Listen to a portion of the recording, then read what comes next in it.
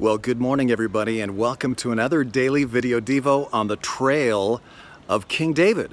And today I am on a rooftop path that a friend of mine who lives here, Danny Herman, he's a local professor and archaeologist and guide that you've been meeting in our small group videos.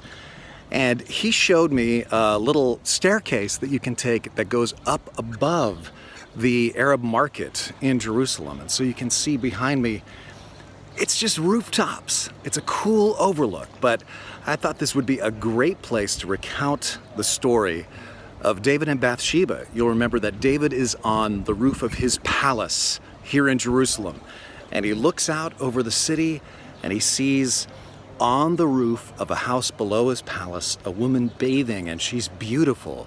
And of course he ends up committing adultery with her, Bathsheba. But what I want to focus on, rather than David's sin, is how he felt after he sinned. I mean, have you ever felt miserable because you've sinned? You know you've sinned against God, sinned against your own loved ones. What do you do with that guilt? Well, I want you to listen to this psalm that David wrote. It sounds like he must have been thinking of his adultery when he writes this. Psalm 32, starting in verse 3. He says, "When I kept silent, my bones wasted away through my groaning all day long. Night and day, O God, your hand was heavy upon me. My strength dried up. Then I acknowledged my sin to you, and I did not cover up my iniquity. I said, I will confess my sins to the Lord, and you forgave the iniquity of my sin." You know, if you feel buried beneath a load of guilt for your sin, maybe even feel like God is disgusted with you, God doesn't love you anymore, you feel emotionally like maybe God has turned his back on you, that, according to Psalm 32, is exactly how David felt. And God forgave David.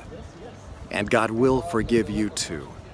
But notice one big key for David was that he confessed his sin. He says, when I kept silent, my bones wasted away. But it was when I confessed my sin, then I found healing. He didn't keep secrets. He agreed with God. Yes, God, I sinned. In fact, the very fact that we know he did that because he wrote songs about his own shame and guilt means that he did it publicly. And at first he confessed his sins to Nathan, man to man.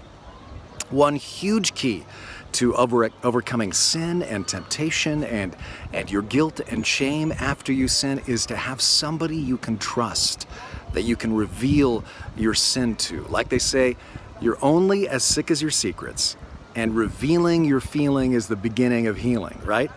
You will be amazed how much it helps to get that stuff that you've been hiding out into the open. It's like exposing mold to sunshine.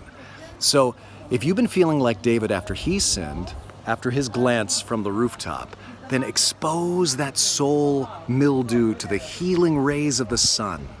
Really, you've only got two choices, confession or repression. And only one path leads to life. So take that path today, and I know you're going to have a great one. God bless you as you continue on the trail of King David.